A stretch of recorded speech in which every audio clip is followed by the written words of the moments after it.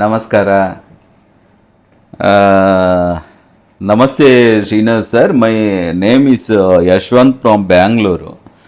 I generally do mantra japa, sadhana and meditation once in every 2-3 months. While sleeping at night, I get the nightfall, which was involuntary and no suggestive dreams to get it.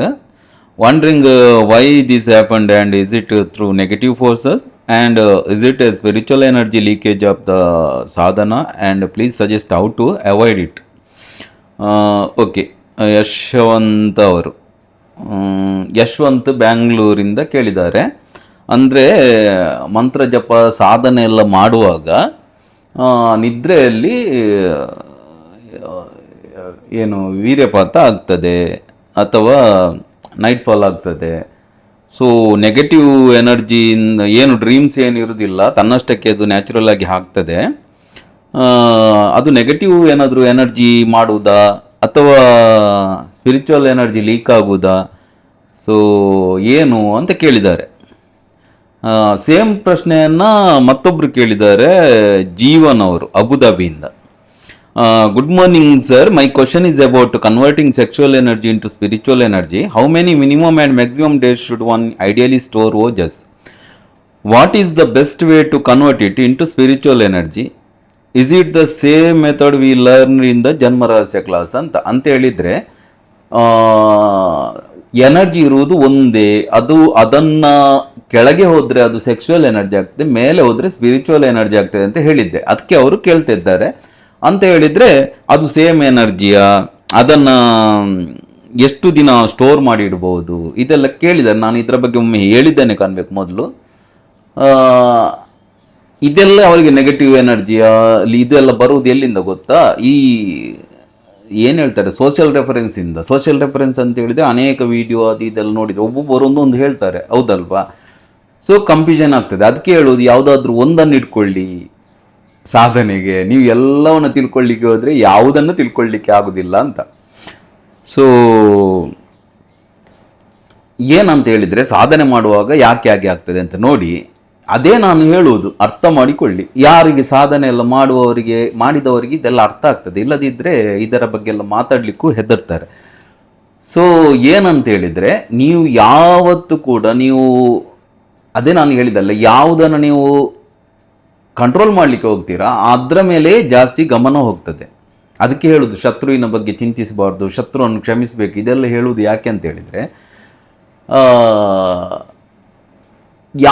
ಯಾರು ನಮ್ಮ ಶತ್ರು ಇರ್ತಾನ, ಯಾರ ಬಗ್ಗೆ ನಾವು ಯೋಚನೆ ಮಾಡ್ತಾ ಇರ್ತೇವೋ ಅವನಾಗೆ ನಾವು ಆಗ್ತೇವೆ. ಅವನ ಎನರ್ಜಿ ನಮ್ಮ ಎನರ್ಜಿ ಅವನಿಗೆ ಹೋಗ್ತದೆ, ನಮ್ಮ ಗುಡ್ ಎನರ್ಜಿ. ಅವನ ಬ್ಯಾಡ್ ಎನರ್ಜಿ ನಮಗೆ ಬರಲಿಕ್ಕೆ ಸ್ಟಾರ್ಟ್ ಆಗ್ತದೆ. ಸೊ ಅದಕ್ಕೆ ಹೇಳೋದು, ಉಪೇಂದ್ರರವರು ಹೇಳ್ತಿದ್ರಲ್ವಾ, ಯಾವುದೊಂದು ಪಿಕ್ಚರಲ್ಲಿ ಹೇಳಿದ್ರು, ಶತ್ರುವನ್ನು ಹೊರಗೆ ಕೊಲ್ಲಬೇಡ, ನಿನ್ನ ತಲೆಯಲ್ಲಿ ಕೊಲ್ಲು ಅಂತ. ಹೊರಗೆ ಕೊಂದರೆ ಕೂಡ ಅವ ತಲೆಯಲ್ಲಿ ನಿನ್ನದು ಇರ್ತಾನೆ ಅಲ್ವಾ? ಸೊ ಹಾಗೆ ಅದಕ್ಕೆ ಹೇಳುವುದು, ಎನರ್ಜಿ ಈಗ ಕಾಲಿಗೆ ಏನಾದರೂ ತಾಗಿದ್ರೆ ನೋಡಿ, ಕಾಲಿನ ಬಗ್ಗೆ ತಾಗಿದ್ರೆ ಅದೇ ಕಾಲಿಗೆ ತಾಗ್ತಾ ಇರ್ತದೆ. ನಾವು ತಾಗ್ಬಾರ್ದು ಅಂತ ಆಲೋಚನೆ ಮಾಡ್ತಾ ಇದ್ರೆ, ಅದೇ ಹೇಳಿದ್ದೆ ಅಲ್ವಾ, ಚಂದ್ರನನ್ನು ನೋಡಬಾರ್ದು ಚೌತಿ ದಿವಸ ಅಂತ ಹೇಳಿದರೆ ಅವತ್ತು ಜಾಸ್ತಿ ನೋಡ್ತೇವೆ, ಯಾವತ್ತು ನೋಡದವರು ಅವತ್ತು ನೋಡ್ತೇವೆ ಅಂತ ಹೇಳಿದರೆ ಯಾವುದು ಬೇಡ ಅಂತ ಹೇಳ್ತೇವೆ ನೋಡಿ. ನಮ್ಮ ಇಡೀ ಕಲ್ಚರಲ್ಲಿ ಯಾವ್ದದ್ದು ಅದೇ. ನಾವು ಯಾವುದನ್ನು ಅವಾಯ್ಡ್ ಮಾಡ್ತೇವೆ, ಮೈಂಡ್ ಹೋಗೋದು ಅಲ್ಲಿಗೆ. ಸೊ ನ್ಯಾಚುರಲ್ ಆಗಿ ಬದುಕಲಿಕ್ಕೆ ಕಲಿಬೇಕಂತ ಹೇಳೋದು ಅದಕ್ಕೆ. ಹಿಂದಿನ ಋಷಿ ಮುನಿಗಳೆಲ್ಲ ನ್ಯಾಚುರಲ್ ಆಗಿ ಬದುಕ್ತಿದ್ರು. ನಿಮಗೆ ಎಷ್ಟೋ ಕತೆ ಬರ್ತದೆ, ಅಗಸ್ತ್ಯರು ಹುಟ್ಟಿದ್ದು ಹೇಗೆ, ಕುಂಭದಲ್ಲಿ ಹುಟ್ಟಿದ್ದು ಅಂತ ಹೇಳಿದರೆ, ವೀರ್ಯಪಾತ ಆದಾಗ ಅದನ್ನು ಕುಂಭದಲ್ಲಿ ಇರ್ತಿದ್ರು. ಇದೆಲ್ಲ ತುಂಬ ಸೈಂಟಿಫಿಕಲಿ ಇದಿದೆ. ಋಷಿಗಳಿಗೆಲ್ಲ ಅಪ್ಸರ ನೋಡಿ ವೀರ್ಯಪಾತ ಆಗ್ತದೆ. ಅದನ್ನು ನ್ಯಾಚುರಲ್ ಆಗಿ ತಗೊಳ್ಬೇಕು. ನಮ್ಗೆ ಏನು ಮಾಡಿದ್ದಾರೆ ಗೊತ್ತಾ, ಒಂದು ಸ್ಪಿರಿಚುವಲ್ ವ್ಯಕ್ತಿ ಅಂತ ಹೇಳಿದ್ರೆ ಹೀಗೆ ಇರಬೇಕಂತ.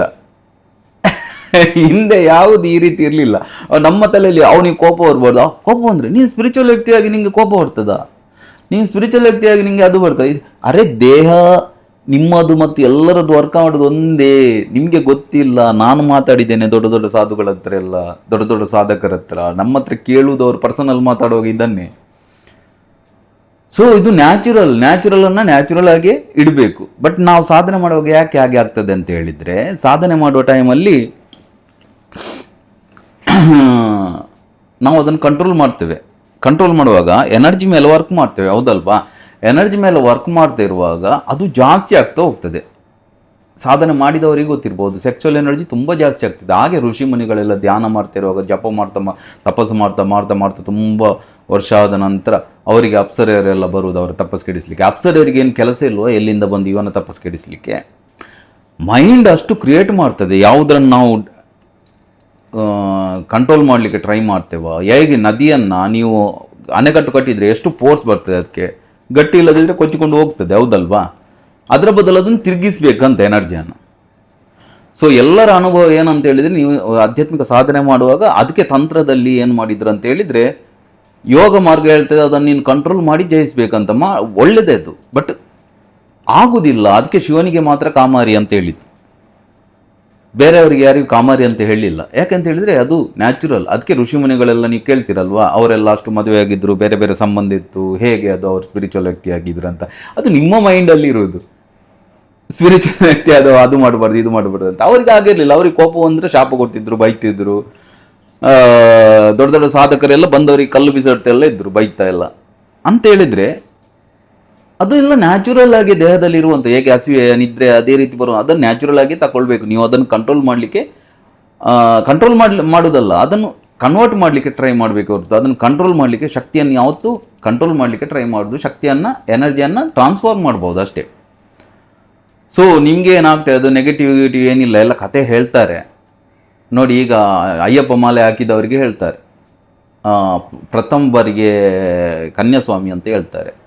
ಮಾಲೆ ಹಾಕಿದ್ದವ ಎಲ್ಲರೂ ಒಟ್ಟಿಗೆ ಮಲಗಬೇಕು, ಒಬ್ಬನೇ ಮಲಗಬಾರ್ದು, ಮಾಲಕಿ ಪುರತಮ್ಮ ಬಂದು ಅವನ ಬ್ರಹ್ಮಚರ್ಯ ಭಂಗ ಮಾಡ್ತಾರೆ ಅಂತ. ಹಾಗೆಲ್ಲ ದೇಹ ನ್ಯಾಚುರಲ್ ವರ್ಕ್ ಮಾಡ್ತದೆ. ನೀವು ಬ್ರಹ್ಮಚರ್ಯದಲ್ಲಿ 40 ದಿನ ಕೂರ್ಬೇಕಂತ ಹೇಳಿದಾಗ ದೇಹ ಕೇಳುವುದಿಲ್ಲ. ಹಾಗೆ ಎಲ್ಲರೊಟ್ಟಿಗೆ ಇದ್ದರೆ ಅವನ ನಾಚಿಕೆಯಿಂದಾದರೂ ಮರ್ಯಾದೆಯಿಂದಾದರೂ ಒಳ್ಳೆ ಇರ್ತಾನೆ, ಇಲ್ಲದಿದ್ದರೆ ಅವನ ಏನಾದರೂ ತೊಂದರೆ ಆಗ್ಬೋದು ಅಂತ ಹೇಳಿ ಹಾಗೆ ಮಾಡಿಸುವುದು. ಸೊ ದೇಹದಲ್ಲಿ ನ್ಯಾಚುರಲ್ ಆಗಿ ಕೆಲವರೆಲ್ಲ ಹೇಳ್ತಾರೆ, ನ್ಯಾಚುರಲ್ ಆಗಿ ಅದನ್ನು ನ್ಯಾಚುರಲ್ ಆಗಿ ಬಿಡಬೇಕು. ಡಾಕ್ಟರ್ಸ್ ಎಲ್ಲ ಹೇಳ್ತಾರೆ ಅದು ಹೊರಗೆ ಹೋಗ್ಲಿಕ್ಕೆ ಅಂತಲೇ ಹುಟ್ಟುವುದು. ಅದಲ್ಲ, ಅದು ಕೂಡ ತಪ್ಪು. ಕೆಲವರು ಹೇಳ್ತಾರೆ ಇಲ್ಲ ಅದನ್ನು ಹೊರಗೆ ಹೋಗ್ಲಿಕ್ಕೆ ಬಿಡಬಾರ್ದು, ಅದು ಕೂಡ ತಪ್ಪು. ಅರ್ಥ ಆಗ್ತಾ ಉಂಟಲ್ವಾ? ಅದು ಕೇಳು. ಅಖಂಡ ಬ್ರಹ್ಮಚರ್ಯ ಅಂತ ಹೇಳ್ತಾರೆ, ನೈಷ್ಠಿಕ ಬ್ರಹ್ಮಚರ್ಯ ಅಂತ ಹೇಳ್ತಾರೆ, ನೈಮಿತ್ತಿಕ ಬ್ರಹ್ಮಚರ್ಯ ಅಂತ ಹೇಳ್ತಾರೆ. ಬೇರೆ ಬೇರೆ ಬ್ರಹ್ಮಚರ್ಯ ಇದೆ. ಅಖಂಡ ಅಂತ ಹೇಳಿದರೆ ಅದು ಖಂಡವೇ ಆಗಿದೆ. ಅದರ ಅರ್ಥ ಖಂಡ ಆಗುವ ಬ್ರಹ್ಮಚರ್ಯ ಕೂಡ ಇದೆ. ಅದಕ್ಕೆ ವಶಿಷ್ಠರು ಹೇಳಿದ್ದು, ಅವರಿಗೆ 100 ಮಕ್ಕಳಿದ್ರು ಕೂಡ ಅವರು ಹೇಳ್ತಾರೆ ನಾನು ಬ್ರಹ್ಮಚರ್ಯ ಆಗಿದ್ದರೆ ಈ ನದಿ ನನಗೆ ದಾರಿ ಬಿಡಲಿ ಅಂತ ಹೇಳಿದರೆ, ನೀವು ತಿಳ್ಕೊಂಡ ಬ್ರಹ್ಮಚರ್ಯ ಅಲ್ಲ ಬ್ರಹ್ಮಚರ್ಯ ಅಂದರೆ. ಅರ್ಥ ಆಗ್ತಾ ಉಂಟಲ್ವಾ? ಬಟ್ ಅಷ್ಟು ಅರ್ಥ ಆಗಲಿಕ್ಕಿಲ್ಲ ನಿಮಗೆ. ಯಾಕೆಂತ ಹೇಳಿದರೆ ಇದನ್ನೆಲ್ಲ ಪಬ್ಲಿಕ್ಕಲ್ಲಿ ಎಲ್ಲ ಬಿಡಿಸಿ ಹೇಳಲಿಕ್ಕೆ ಆಗೋದಿಲ್ಲ. ಸ್ವಲ್ಪ ಹಿಂಟ್ ಕೊಟ್ಟು ಹೇಳ್ಬೋದು, ಅದನ್ನು ನೀವು ಅರ್ಥ ಮಾಡ್ಕೊಳ್ಬೇಕಷ್ಟೇ. ಸೊ ಏನಾಗ್ತದೆ ಅಂತ ಹೇಳಿದರೆ, ನೀವು ಯಾವುದೇ ಸಾಧನೆ ಕೂತಾಗ ಎಲ್ಲ ಅದು ಜಾಸ್ತಿ ಆಗ್ತಾ ಹೋಗ್ತದೆ. ಕಾಮ ಜಾಸ್ತಿ ಆದಾಗ ನಿಮಗೆ ನಿದ್ರೆಯಲ್ಲಿ ನೀವು ಹೇಳಿದ್ರಲ್ವ, ಅದು ಸ್ಟಾಕ್ ಆದದ್ದುಂಟಲ್ವ ಬಾಡಿಯಲ್ಲಿ, ಹೊರಗೆ ಹೋಗ್ಲಿಕ್ಕೆ ಬರುವುದಂತ ಡಾಕ್ಟರ್ಸ್ ಹೇಳೋದು ಕೂಡ ತಪ್ಪು. ಯಾಕೆ ಅಂತ ಹೇಳಿದರೆ ಅದು ಉಗುಳಿನ ಥರ ಅಥವಾ ಮಲಮೂತ್ರದ ಥರ, ಅದು ವಿಸರ್ಜನೆ ಆಗಲಿಕ್ಕೆ ಇರುವಂಥದ್ದಲ್ಲ. ಅದು ರಕ್ತದ ಥರ ದೇಹದಲ್ಲಿ ಯಾವುದೋ ಒಂದು ಕೆಲಸಕ್ಕೆ ಉತ್ಪತ್ತಿಯಾಗುವಂಥದ್ದು, ಮತ್ತೊಂದು ಜೀವವನ್ನು ಸೃಷ್ಟಿಸಲಿಕ್ಕೆ ಉತ್ಪತ್ತಿಯಾಗುವಂಥದ್ದು. ಮಲಮೂತ್ರದ ಥರ ಹೊರಗೆ ಹೋಗಲಿಕ್ಕೆ ವಿಸರ್ಜನೆ, ವೇಸ್ಟೇಜ್ ಅಲ್ಲ ಅದು. ಹೇಗೆ ನಮ್ಮ ದೇಹದಲ್ಲಿ ರಕ್ತ ನಾವು ಬೇರೆಯವರಿಗೆ ಕೊಟ್ಟರೆ ಅದು ಹೇಗೆ ರಿಕವರಿ ಆಗ್ತದ, ಅದೇ ರೀತಿ ಇದು ಕೂಡ ಹೊರಗೆ ಹೋದರೆ ರಿಕವರಿ ಆಗ್ತದೆ. ಬಟ್ ರಕ್ತವನ್ನು ಹೊರಗೆ ತೆಗೆಯದಿದ್ರೆ ರಕ್ತ ಏನಾಗುವುದಿಲ್ಲ, ಅದು ಹೊರಗೆ ಬರಲಿಕ್ಕೆ ಆದದ್ದಲ್ಲ. ಅದೇ ರೀತಿ ಇದು ಕೂಡ. ಸೊ ಇದನ್ನು ನಾವು ಕನ್ವರ್ಟ್ ಮಾಡಿ ಎನರ್ಜಿಯನ್ನು ಹೇಗೆ ಅಂತ ಕೇಳಿದ್ದಾರೆ. ಹೇಗೆ ಅಂತ ಕೇಳಿದರೆ, ನಾನು ಕೆಲವು ಟೆಕ್ನಿಕೆಲ್ಲ ಹೇಳಿದ್ದೆ ಮೊದಲಿನ ಕ್ಲಾಸಲ್ಲೆಲ್ಲ, ಜನ್ಮರಹಸ್ಯದಲ್ಲಿ ಹೇಳಿದ್ದೇನೆಲ್ಲೋ ನೆನಪಿಲ್ಲ. ಉಸಿರನ್ನು ಹೀಗೆ ಮೇಲೆ ಹೇಳ್ಕೊಂಡು ನಿಮ್ಮ ಗುದದ್ವಾರ ಮತ್ತು ಜನನಾಂಗವನ್ನು ಹೀಗೆ ಸಂಕೋಚನೆ ಮಾಡಿ, ಮತ್ತು ಹೊಕ್ಕಳನ್ನು, ಅದಕ್ಕೆ ಮೂಲಬಂಧ ಅಂತ ಹೇಳ್ತಾರೆ. ಮೂಲಬಂಧ, ಓಡ್ಯಾನ ಬಂಧ, ಜಾಲಂಧರ ಬಂಧ ಅಂತ ಈ ರೀತಿ ಮಾಡಿ ಎನರ್ಜಿಯನ್ನು ಮೇಲೆ ಹೇಳ್ಕೊಳ್ಳೋದು ಮತ್ತು ಬಿಡುವುದು.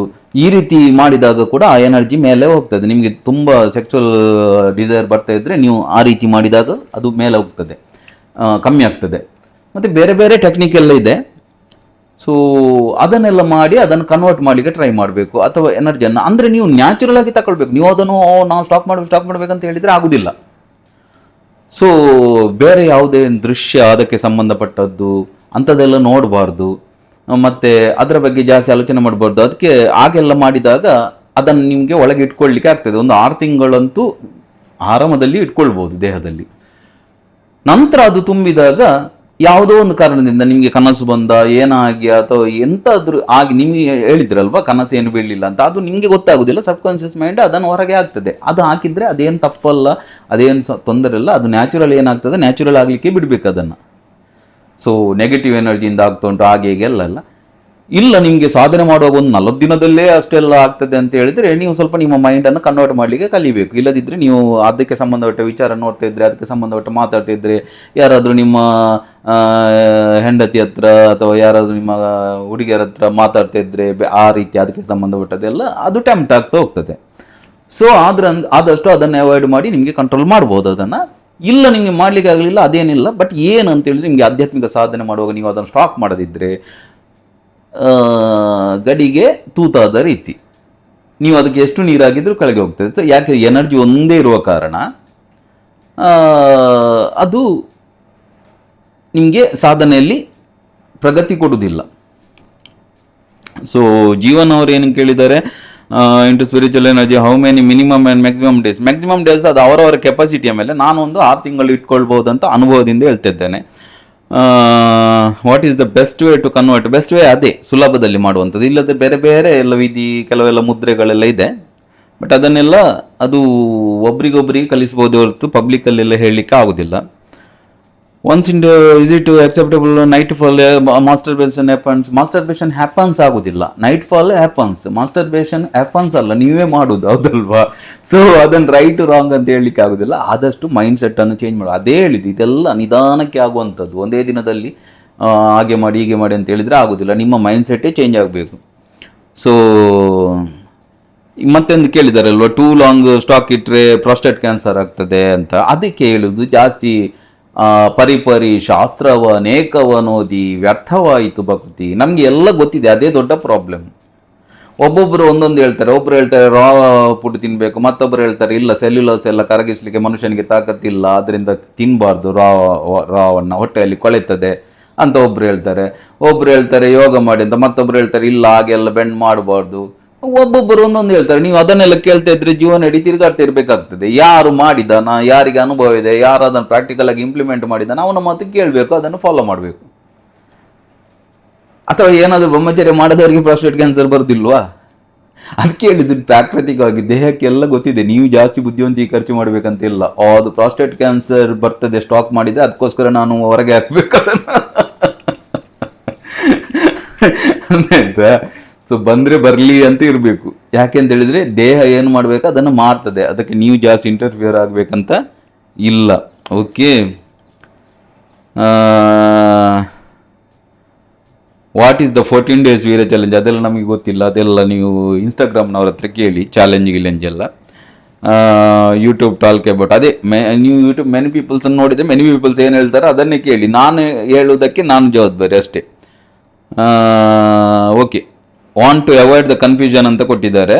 Want to avoid the confusion ಅಂತ ಹೇಳಿದ್ರೆ ಸ್ವಲ್ಪ ನೋಡುವುದನ್ನು ಕಮ್ಮಿ ಮಾಡಬೇಕು. 1000 ನೋಡಿದರೆ ಯಾವುದು ತಲೆಗೆ ಹೋಗುದಿಲ್ಲ. 1000 ಕಡೆ ಗುಂಡಿ ತೋಡಿದರೆ ಗುಂಡಿ ಮಾತ್ರ ಉಳಿತದೆ, ನೀರು ಬರುವುದಿಲ್ಲ. ಒಂದೇ ಕಡೆ ತೋಡಿದರೆ ನೀರು ಬರ್ತದೆ. ಓಕೆ, ಮತ್ತೆ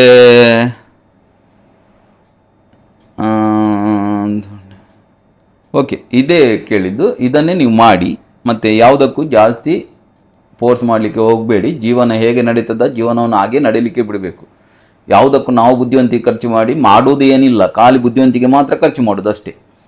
ಓಕೆ, ನೆಕ್ಸ್ಟ್ ಕ್ವೆಶ್ಚನ್ ನೋಡು.